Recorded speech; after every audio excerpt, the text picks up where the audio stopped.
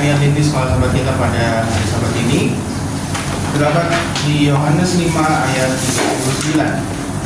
Yohanes 5 ayat 39, kamu menyelidiki kitab-kitab suci sebab kamu menyangka bahwa olehnya kamu mempunyai hidup yang kekal, tetapi walaupun kitab-kitab suci itu memberi kesaksian tentang aku. Kita ucapkan bersama-sama Yohanes 5 ayat 39. Yohanes 5 ayat 39. Kamu menyelidiki kitab-kitab suci Kamu menyelidiki kitab-kitab suci sebab kamu menyangka bahwa olehnya kamu mempunyai hidup yang kekal. Tetapi walaupun kitab-kitab suci itu memberi kesaksian tentang aku. Mati kamu untuk berturut kita.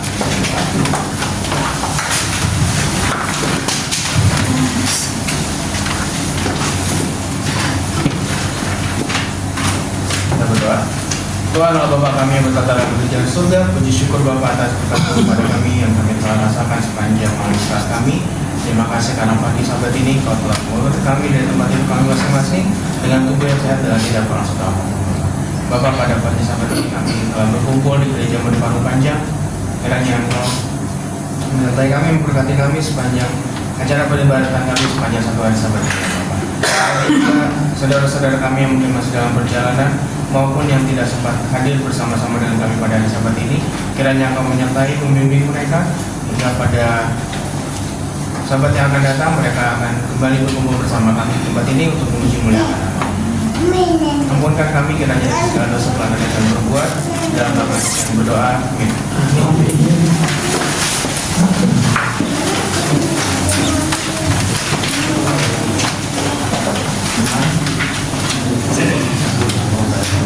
Sekolah sahabat kita pada Sabat hari ini berjudul bertumbuh dalam doa. Kedekatan hubungan dengan Allah ditandai dengan kehidupan doa. Kedekatan hubungan adalah karunia Roh Allah yang berdiam di dalam diri orang percaya dan membangkitkan kesadaran bahwa mereka adalah anak-anak Allah sehingga kita bisa berseru, Ya Aba, Ya Bapa. Semua doa bersifat karismatik karena merupakan karunia Roh Kudus yang menghidupkan. Pertumbuhan dalam hubungan pribadi dengan Tuhan tidak selalu mudah. Untuk itu, kita perlu memahami dua aspek pertumbuhan dalam doa.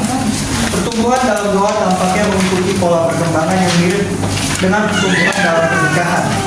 Pada mulanya, doa cenderung diucapkan dengan secara lisan dan diulang-ulang setiap saat dengan kata-kata.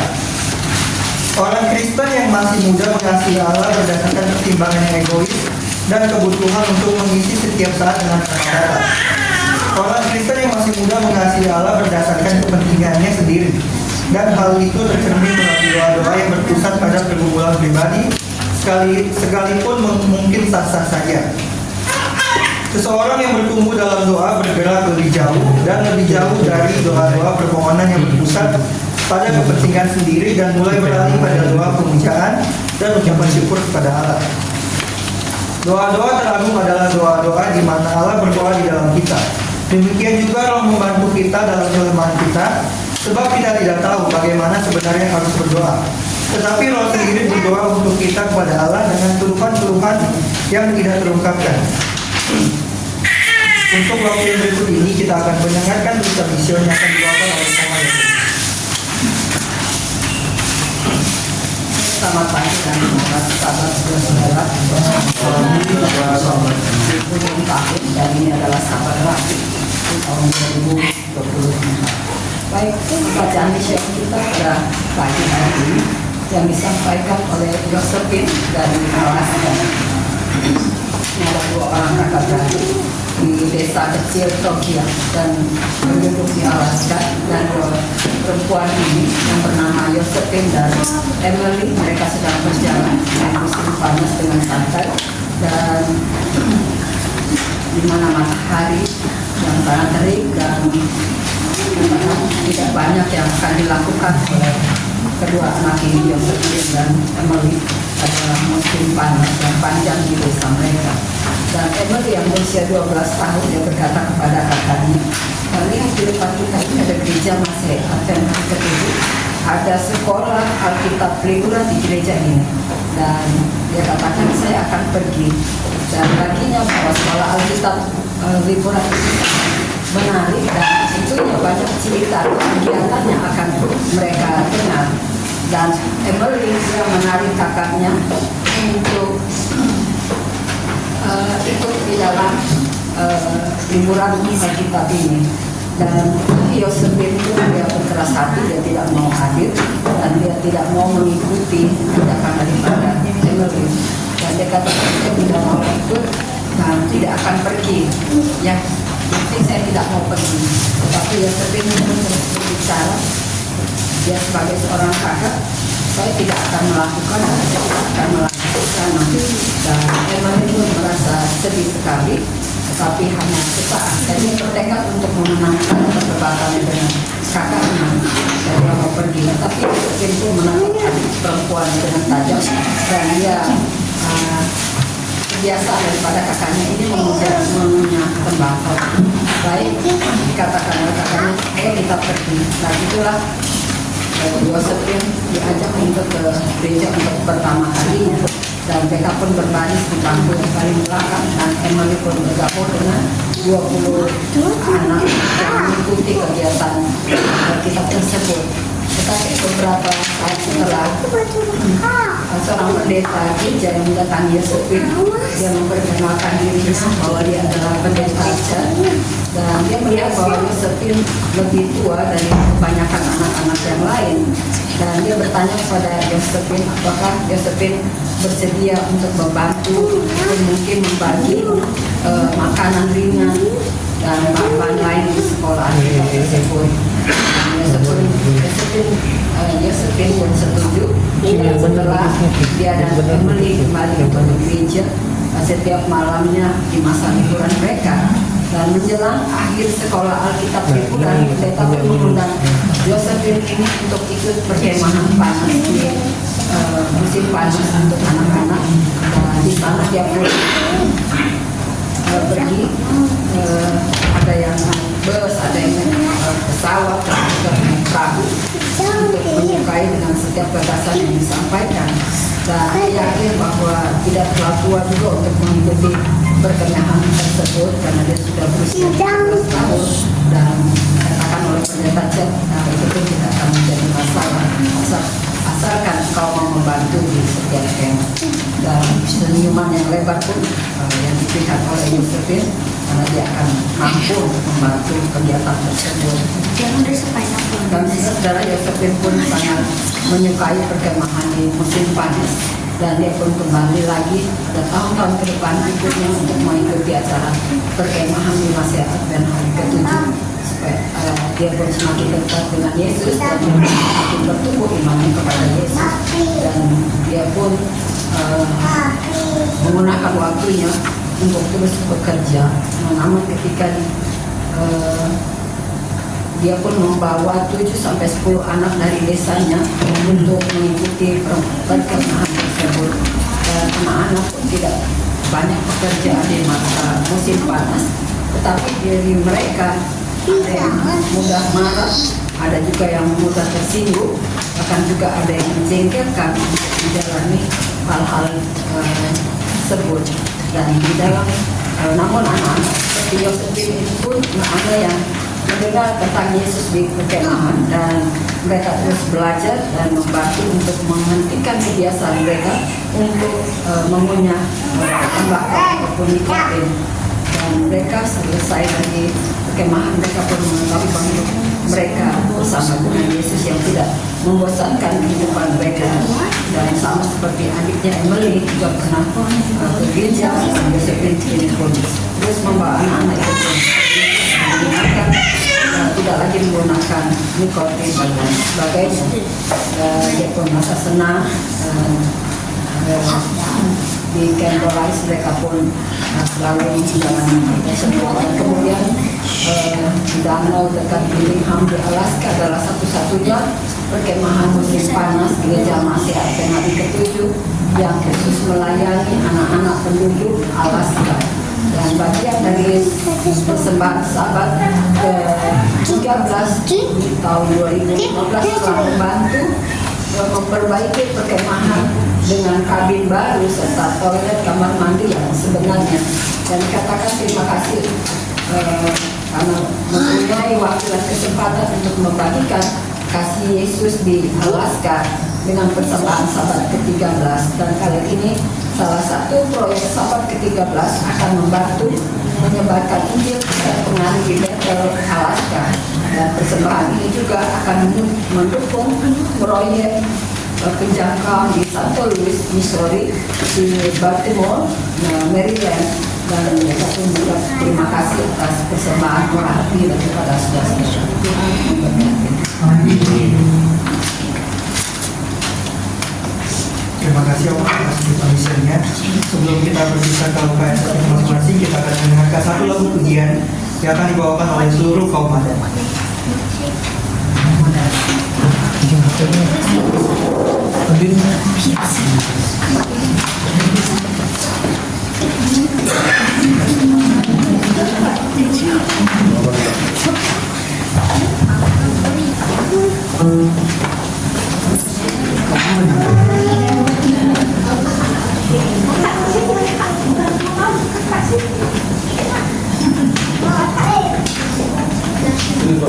Apa lagu kita mau berikan?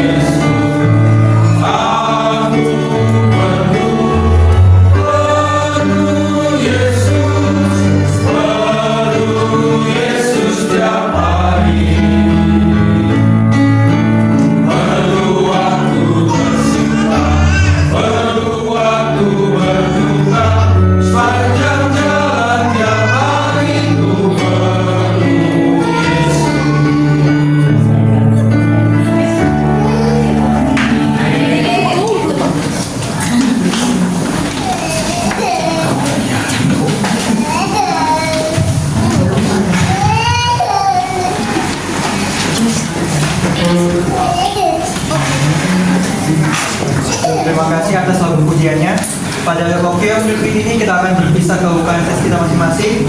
Sebelum kita berpisah, saya akan membacakan pertanyaan untuk membantu diskusi sekolah sahabat di UKSS kita masing-masing. Yang pertama, kebenaran penting apakah yang kita perlu ketahui tentang kasih karunia Allah dan kerendahan hati manusia, fokus pada Sabat sore dan hari Minggu. Yang kedua, pertanyaan apakah yang membawa Petrus ke jalan yang salah? Bagaimanakah Yesus meluruskan jalan itu, fokus pada hari Senin.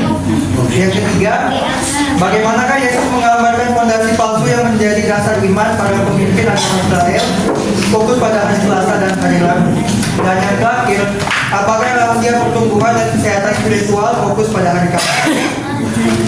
Pada saat ini kita akan berpisah ke UKSS kita masing-masing. UKSS Ebranta akan dipimpin oleh Bapak Polman Sagala dan juga UKSS Bethlehem akan dipimpin oleh Bapak Elsapan Partahan. Waktu berdiskusi sampai 10.20, selamat berdiskusi.